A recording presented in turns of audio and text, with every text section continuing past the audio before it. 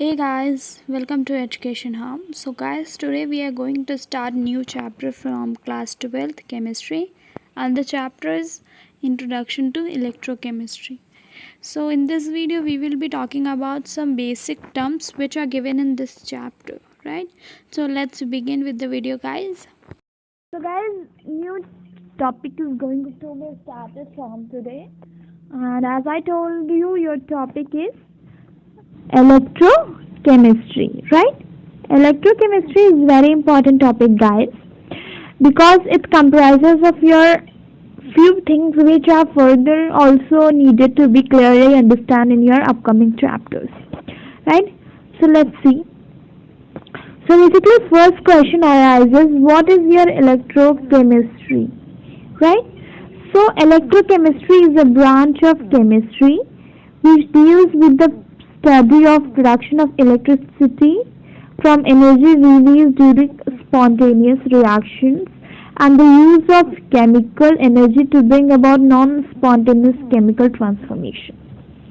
So इसका क्या मतलब होता है कि बेसिकली इलेक्ट्रोकेमिस्ट्री एक ब्रांच है केमिस्ट्री की, जिसमें क्या होता है कि हम एनर्जी यानी कि इलेक्ट्रिसिटी प्रोडक्शन के बारे में पढ़ते हैं. बट जो ये इलेक्ट्रिसिटी होती है वो कहाँ से रिलीज होती है? जब केमिकल रिएक्शन में से जो एनर्जी प्रोड्यूस्ड होती है, इधर एक्सोथर्मिक होगा या एंडोथर्मिक होगा, बट दोनों ही टाइप के रिएक्शंस में हमेशा कुछ अमाउंट ऑफ एनर्जी आपकी आउटर एटमॉस्फेयर में रिलीज होती है. So that outer energy that is released in your outer atmosphere produces your electricity, and the study of this equation is called your electrochemistry, right? Now your next question is importance of electrochemistry. Importance of electrochemistry is also very important because generally you should know what you are talking about. The thing is really acceptable in all around yours. It means कि आपको clearly पता होना चाहिए कि वो चीज़ जो आप पढ़ रहे हो वो एक्चुअली में कहाँ कहाँ पर यूज हो रही है, राइट? सो सबसे पहला है आपका production of metals like NaMgCaNAl, यानी कि कुछ मेटल प्रोडक्शंस में इसका यूज होता है, जैसे कि sodium, magnesium, calcium and aluminium, right? So इन सब मेटल्स के प्रोडक्शन में इलेक्ट्रोकेमिस्ट्री का यूज होता है. Next one, now your next importance is your electroplating. Generally जो भी एग्जाम्पल्स या इम्पोर्टेंस की बात हम करते हैं, तो इलेक्ट्रोकेमिस्ट्री का सबसे अच्छा एग्जाम्पल है आपका इलेक्ट्रोप्लेटिंग. सो आप लोग जनरली अपनी छोटी क्लासेस में यानी कि 6th-7th में भी आप लोगों ने इलेक्ट्रोकेमिस्ट्री कि थोड़े बहुत टॉपिक्स पढ़े थे, जैसे कि electroplating, right? So electroplating in actually होता क्या है? बेसिकली इलेक्ट्रोप्लेटिंग ऐसा प्रोसेस है जिसमें कि हम किसी सब्सटेंस पे, for example if this is a substance, तो इस सब्सटेंस पे हम दूसरे किसी मेटल की एक बहुत ही थिन लेयर चढ़ाते हैं, ठीक है? So this is your another material. So जो प्रोसेस होता है जिसमें हम किसी पर्टिकुलर सब्सटेंस पे किसी दूसरे मेटल की प्लेटिंग यानी कि उसके ऊपर एक लाइनिंग बनाते हैं, बहुत ही thin lining. So that process is called your electroplating. Next one is your also very good example, that is your purification of metals. Purification of metals means कि जो भी मेटल्स हमारे अर्थ क्रस्ट से obtain किए जाते हैं, so they consist of some of your impurities, right? So उन impurities से उन मेटल्स को प्योरीफाई करने के लिए, प्योरिफिकेशन करने के लिए हम इलेक्ट्रोप्लेटिंग या फिर इलेक्ट्रोकेमिस्ट्री का यूज करते हैं. And last one is your batteries and cells used in various instruments. So जो भी हम लोग सेल्स या बैटरीज यूज करते हैं अपने घर में, क्लॉक्स में, वॉचेस में, और बच्चों के जो टॉयज होते हैं छोटे बच्चों के, उनके, so on all these your batteries are based upon your electrochemistry, right? तो ये तो थे सारे एग्जाम्पल्स, एंड बेसिकली एग्जाम्पल्स के साथ क्या थी कि इम्पोर्टेंस थी इलेक्ट्रोकेमिस्ट्री का. Now nextly we will talk about some other topics and first topic is your conductors. Right. So what are your conductors?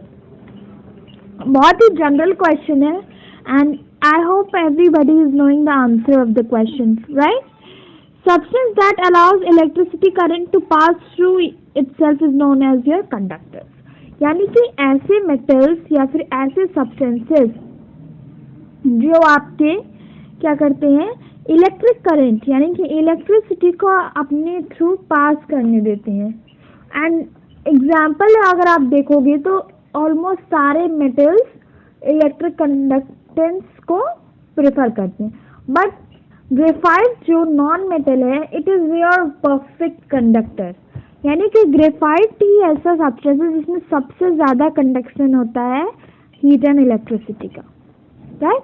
सो कोई भी सब्सटेंस है जो इलेक्ट्रिसिटी हीट को पास करता है, अपने थ्रू अलाउ करता है पास होने के लिए, so that substance is your conductor. अब एक बहुत अच्छा टर्म आया यहाँ पे, metallic conductors. Right. Metallic conductors and electronic conductors. यानी कि मेटालिक कंडक्टर्स या इलेक्ट्रॉनिक कंडक्टर्स क्या होते हैं. अब इसको बहुत अच्छे से समझिएगा. It is also little bit related to your conductors. Right. So इसकी डेफिनेशन भी बहुत सिमिलर है. Substances which allow the electricity current to pass through them bye movement of electrons is called your metallic conductor. So यहाँ पर जो term है वो थोड़ा फॉर्मुलेट कर दिया गया है. फॉर्मुलेशन उसमें क्या हुआ कि कोई भी ऐसा सब्सटेंस जिसमें कि इतनी स्पेस हो उसके एटम्स के बीच की जो भी इलेक्ट्रॉन्स हैं उसमें प्रेजेंट सब्सटेंस में, उनके थ्रू हमारा इलेक्ट्रिसिटी पास हो सके. सो ऐसे सब्सटेंस को हम मेटालिक सब्सटेंसेस कहते हैं. सो सी मेटल्स में सबसे ज़्यादा होता है क्योंकि उसके पार्टिकल्स एक दूसरे से काफ़ी थोड़ा बहुत दूर रहते हैं, जिससे कि उनके बीच स्पेस रहती है. And this intermolecular space your allows the electronic movement, यानी कि इलेक्ट्रॉन का मूवमेंट होने में हेल्प करते हैं. सो ये जो छोटे छोटे स्पेसेस प्रेजेंट हैं आपके, दीज स्पेसेस जनरली हेल्प करती हैं इलेक्ट्रॉनिक मूवमेंट के लिए. राइट. सो जो भी स्पेस है, इसी स्पेस पर जब इलेक्ट्रॉन्स मूव करते हैं सो वो क्या करते हैं, इलेक्ट्रिसिटी को पास करते हैं. सो यही प्रोसेस की जिसमें इलेक्ट्रॉन मूवमेंट की वजह से इलेक्ट्रिसिटी पास हो, सो ऐसे सब्सटेंस को हम क्या कहते हैं, मेटालिक कंडक्टर. सो एग्जाम्पल क्या है आपका, कोई भी मेटल, यानी कि कोई भी मेटल होगा आपका, उसमें इलेक्ट्रॉनिक मूवमेंट होगा. ठीक है. So that metal will be your metallic या फिर electronic conductor. Now next topic is also very important guys, and that topic is your electrolytic conductors. Right. Electrolytic conductors are very important in this chapter, and this is because they play a very important role. So electrolytic conductors are also called as your electrolytes. Right. So you should know the definitions of every important term which is given in your NCERT, right? So in this intro video of chapter 3 electrochemistry, we will be talking about what is all the definition that you should know actually while starting the chapter, right? So in today's video we aren't going to start any particular topic, but rather than we will be talking about the definitions, right? So electrolytic conductors. What are electrolytic conductors? So they are the substances that allow the passage of electricity through their fused state or aqueous solution and undergo chemical decomposition. It means कि ये ऐसी कुछ substances होते हैं जो कि electricity को सिर्फ और सिर्फ अपने एक्वस सॉल्यूशन के स्टेट में पास करने अलाउ करते हैं, और जो खुद होते हैं वो क्या होते हैं, डिकम्पोज्ड हो जाते हैं जब इलेक्ट्रिसिटी पास होती रहती है. सो ऐसे सब्सटेंसेस को हम इलेक्ट्रोलाइटिक कंडक्टर्स कहते हैं. Right.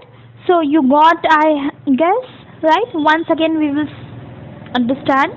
So basically electrolytic conductors ऐसे substances होते हैं जो कि इलेक्ट्रिसिटी को सिर्फ अपने मॉल्टन स्टेट या फिर एक्वस सोल्यूशन, राइट, आप एक्वस सोल्यूशन बोलोगे. So as I told you there are some keywords which are required in your answer to make your answer very perfect, right? So I focus on few words that you have to note down in your registers, right? Take one copy and pen, then sit while studying with the videos, right? So I focus on few words. Just write down the topic and write down the words that are required to write down any answer from that topic, right?